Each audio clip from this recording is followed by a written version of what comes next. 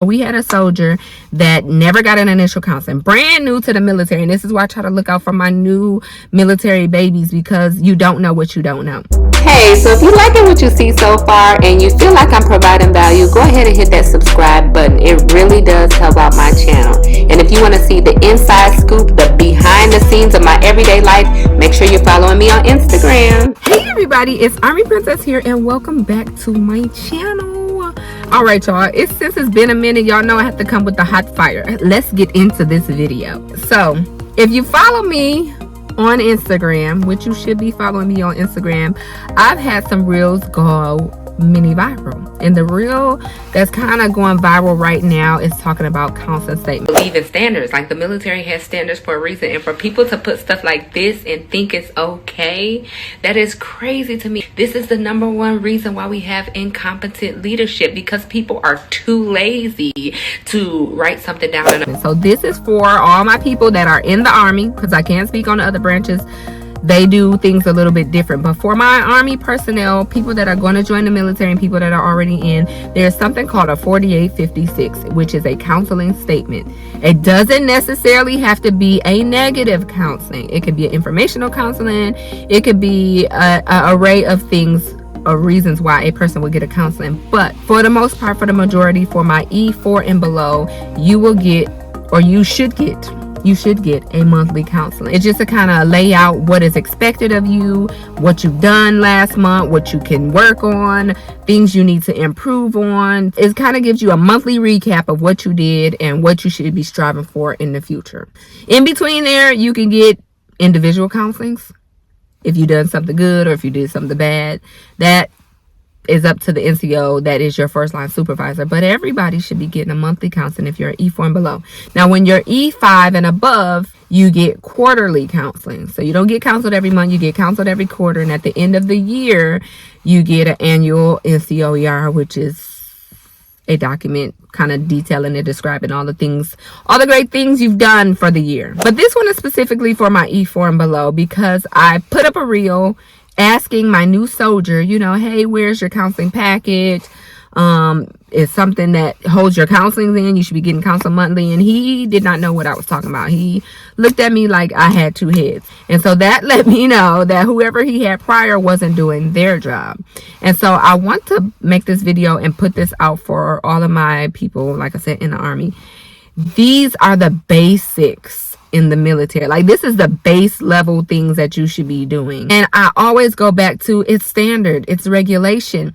And so for my people that are NCOs, if you don't know what the standards are, you need to be in the regulations, looking and digging. It is your responsibility to train and lead soldiers, because that's what we do. And that is a part of our when you say the NCO creed, it's a part of the NCO creed. Like, all of the stuff that you memorize in the NCO creed is things that you should be doing on an everyday basis. You shouldn't just be memorizing it for the sake of memorizing it. Like, you should be memorizing it and doing those things. You memorize it because it should instill something in you. If you don't do your monthly counselors, if you don't counsel your NCOs quarterly, then they have no way of knowing if they did good, if they did bad, what they need to work on, what they need to push back on. Like, they have no way of improving themselves because they don't know. It's like, you don't know what you don't know.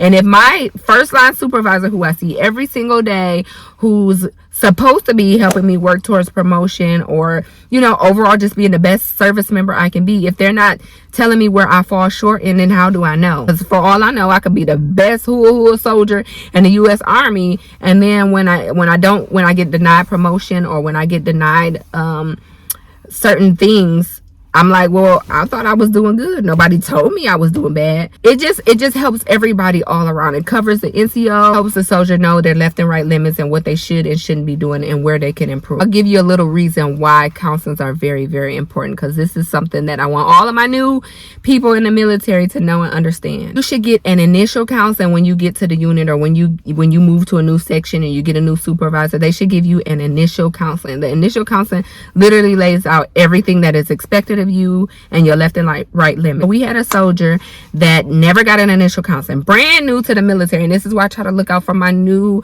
military babies, because you don't know what you don't know. So he's brand new to the military, never got an initial counseling from his first line supervisor. The supervisor never laid out his left and right limits, what you can and can't do. And y'all know when we in the military, it's things you can and can't do. Like, that's just the nature of the beast. Okay, I hate to interrupt this video, but did you know Army Princess has its own cosmetic brand?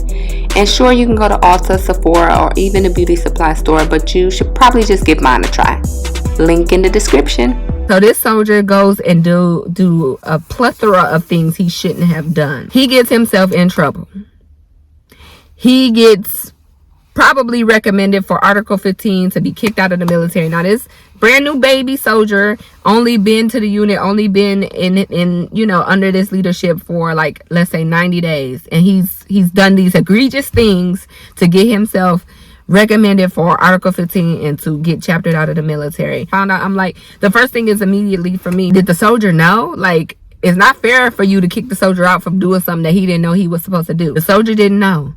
The soldier never got that initial counseling letting him know what he should and should not do. Ultimately, that soldier shouldn't be held accountable. It should be the first line supervisor held accountable. That person should be really getting in trouble. And I say all that to say, you need to look out for your soldiers. And this is the reason why counselings are so important. You never know how they could affect somebody and how they can impact somebody negatively or positively. And in the military, if you haven't been counseled, you've never been told, basically. Like, the counseling is the binding thing that holds everything together. Like, if you want to display how a person has been so good or a person has been so bad, you should have counselings detailing everything that they did, whether they did all these good things or all of these bad things. That's why counselings are so important, and that's why I stress this for my leadership, my NCOs. Like I said, I sat in a different seat now as an NCO. I've sat in that leadership seat, and I can see, it's like when you're sitting at the top and you can look down and see all the bad stuff that's gonna happen, and you try to save people from it happening. This is me saving y'all from it happening. I'm telling y'all, do your counselings, mentor your soldiers. And if you are the soldier that's just coming in, or if you are the E4 and below, you should be sitting down with your first line supervisor. I had first line supervisor. I had somebody ask me in the comment on the reel that went viral, hey, I've never been counseled. How should I properly bring this to my NCO? And that was a great question. If you are the person that's never been counseled and you have an NCO that is not doing their job, literally they're slacking on their job, it's your responsibility to bring it to them. You can bring it to them respectfully and tactfully and be like, hey, sir, you know, I've been here X amount of days, X amount of weeks, and I haven't got my counseling. Do you mind if we can sit down and we can do an initial counseling, or we can start doing monthly counselings? I would really appreciate it, because it lets me know what I need to work on and what I can improve in. And I think that's a very respectful way to let your leadership know, like, hey, you ain't doing something you're supposed to do, but we can work on it together and we can work it out. It's not your job to do that, but sometimes you have leadership that's never been counseled themselves, so they just kind of continue that cycle, and I want to break the cycle here with y'all. So that's all I have to say about the video. If you have been counseled or you have not been counseled, let me know below in the comment section. I'm curious to know, you know, how many people are being counseled, because apparently this is a big deal. This is a big thing. Like, a lot of people aren't getting counseled. Like, and I just thought this was like a thing. I thought this was like the standard. Now I could see you miss a month, something going on, but like, for people to be at units for 3 years and never had a counselor statement, that is a problem that we need to work on. I'm gonna go ahead and end this video here. I hope you all like this new content. Let me know what you want to hear from me, and I will see y'all in the next one. Bye. If you want to see more videos like this, then make sure you hit that subscribe button. Like, what are you waiting on? Go now.